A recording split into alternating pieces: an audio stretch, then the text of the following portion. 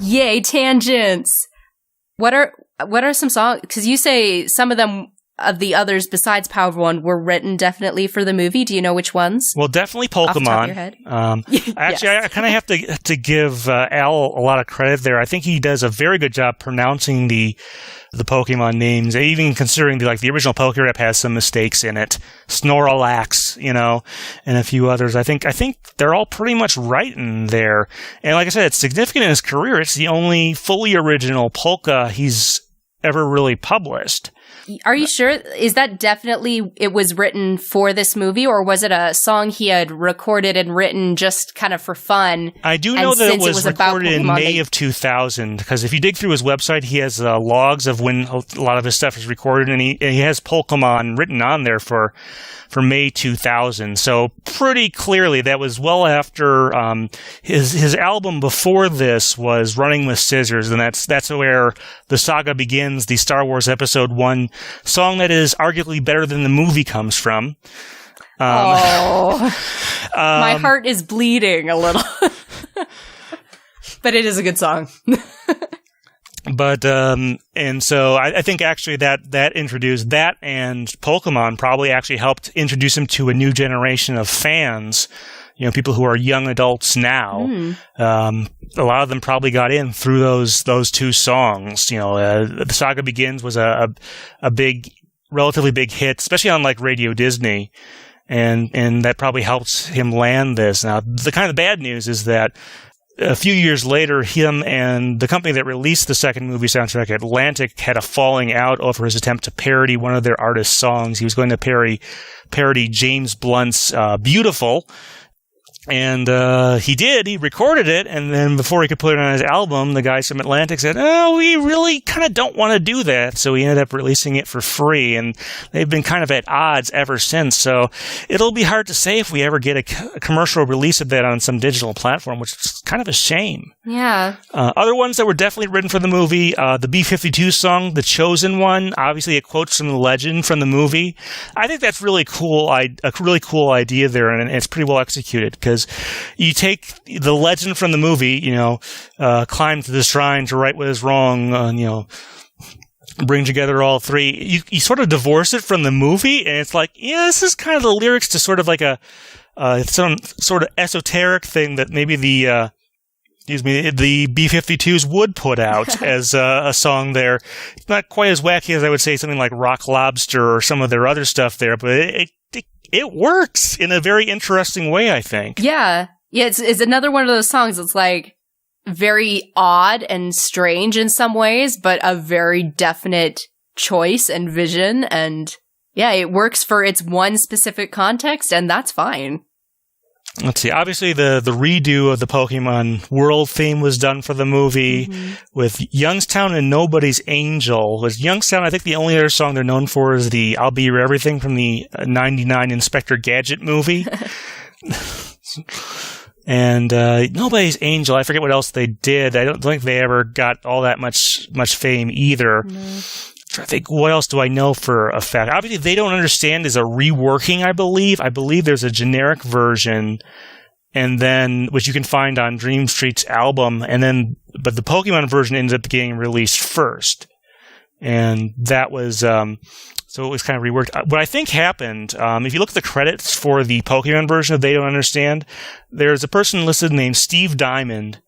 And he, I think he has a son, and his son's name, I believe, is Cole Diamond, C-O-L-E. I know that's not going to judge him as a parent, but,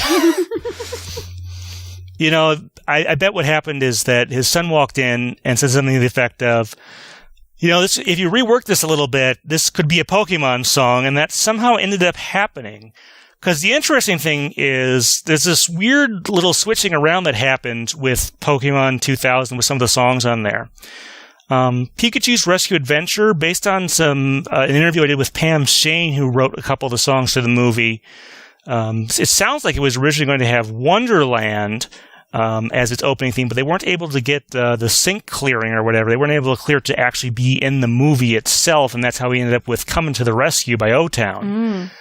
But Wonderland itself apparently was supposed to be originally performed by Dream Street and not Angela Villa for whatever reason. that's just kind of a weird rearrangement there that just kind of happened with those songs. Pam, I should point out, she also wrote Denise Lara's One, not to be confused with the Japanese ending of the 11th Pokemon movie. Crystal Clear. In any case, one of the other songs she ended up writing that was not written for the movie but ended up there was The Extra Mile, the Laura Pausini song. I hope I pronounced her last name right. Song. It was, well, you know where that was originally going to be used, where it was originally intended for. What? The 2000 Summer Olympics. Really? So you got this weird switcheroo between the Power of One and The Extra Mile. Because you listen to that song, it makes total sense as an athletic song. Yeah.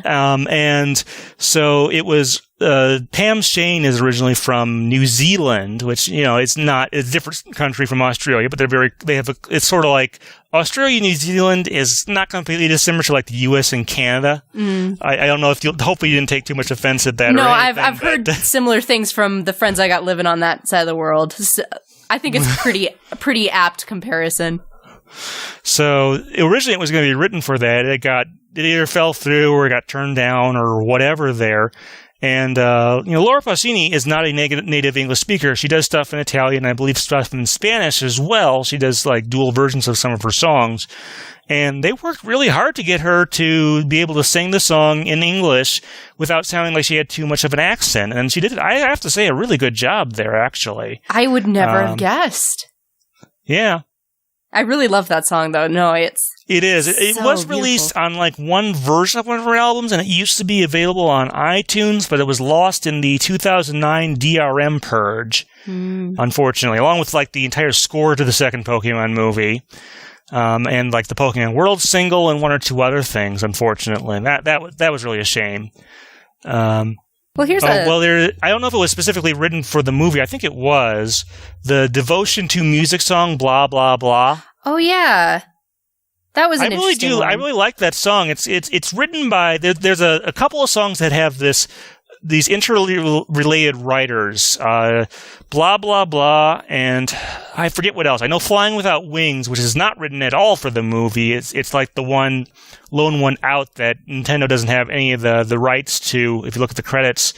And then I think one or two others are all tied together to this guy by the name of Steve Mack, who's from the UK. And I may explain why Flying Without Wings is on there. Not that it's a bad song or anything. I like the bridge in regards to this movie. I think that's the most applicable part, impossible as they may seem. But there's a couple songs on the soundtrack that are sort of part of that sort of nucleus of content. So that's where some of that stuff comes from. And then let's see. Like I said, O-Town has a couple songs on there. They did One Heart. One of the really weird ones, it's sort of the opposite of the Williford Manda situation from the first movie. There's Plus One is on there. Bizarrely, they are I think they just reunited a year or two ago. They tried to do a reunion, but a Christian boy band. Which, if you listen to that song, it does use the word faith a couple times. It's you almost wonder if this was some sort of religious song that got reworked to be more about Pokemon, which is. Who knows? Like, sometimes there's a lot of crossover with those things. They threw in the word catch 'em all in there to sort of solidify it, I guess. But let's see. What are some of the notable ones? Like I said, I think the second movie soundtrack overall about the same quality-wise as the first. It's definitely more Pokemon-focused, which may have, I wouldn't have expected it. It didn't sell anywhere near as well as the first movie soundtrack. First movie soundtrack was double platinum. This one never even cracked gold. So that means double platinum in the US is 2 million. This didn't even make it to 500,000, which is kind of a shame. Even like To Be a Master outsold it in this country. Maybe that'd be a complete surprise there. But it is about the time that we were starting to lose a lot of. Oh yeah, that's one thing when I watch the end credits of 2000. It's like, oh yeah, the big fall comes right after this. It sort of goes into a trough through the second and third generations before things kind of level off to about where we are now. Yeah. Notwithstanding the huge spike from Pokemon Go, of course, earlier this year. But even then, that didn't necessarily bring them over to the anime. There's still that Civil War divide. So. Believe me, I know. Yeah, so... But yeah, overall, I kind of do wonder if Pokemon had somehow been able to sustain its popularity and they kept doing albums like this for the subsequent movies, what those might have looked like. Like, what songs that were maybe even decent-sized radio hits we would have seen on there. Like, one I can think of is maybe like Jason Mraz. The Remedy might actually have made a good Pokemon song at some point if they had kept doing this sort of pattern here. That could be a special episode in the future. Pokemon songs that should have been. Yeah, or like if there was a Pokemon movie soundtrack in blank year, what would we have put on from that year on there? Yeah. You mentioned earlier kind of that one song to rule them all thing. Besides the number one track, The Power of One, what other songs stuck out to you?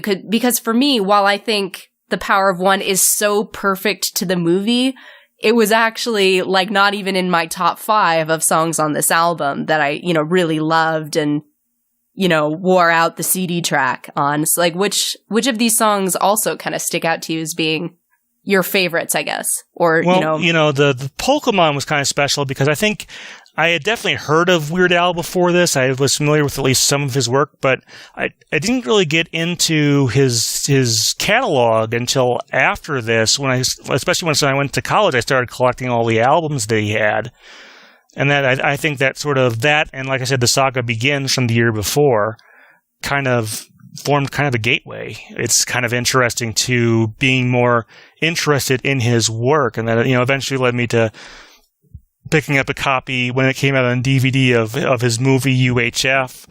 I think my mom got me that, and so on and so forth. Moving on from there. So as far as my personal taste in music, I think that was a big influence there. But yeah, I think that's most of what's there. Like I said, the score, I really wish we still had that available digitally. I would love like a concert band score release for The Legend Comes to Life, the Lugias. I've heard a rumor on another podcast that they wanted to do something based on Lugia's song for the Pokemon Symphonic Evolutions concert, but they were unable to clear the movie footage to use along with it. Oh, that would have been lovely. Yeah. Yeah, no, I would love to. Yeah, I did concert band in high school. Like, I would have loved to play this song so much. Oh. I mean, that would have gotten rousing cheers, because even though, the second movie didn't gross as well, the second movie soundtrack didn't sell nearly as well, within the Pokemon fan community, Tears of Life from the first movie is great. People love it. But Lugia's song is the one that sticks around. I don't want to say you're not a true fan if you don't like it, but it's the one that if you look like on iTunes or anywhere else, you look for the one that has the most covers, it's going to be Lugia's song. It's going to have the most covers of any original score element pretty much on the English side.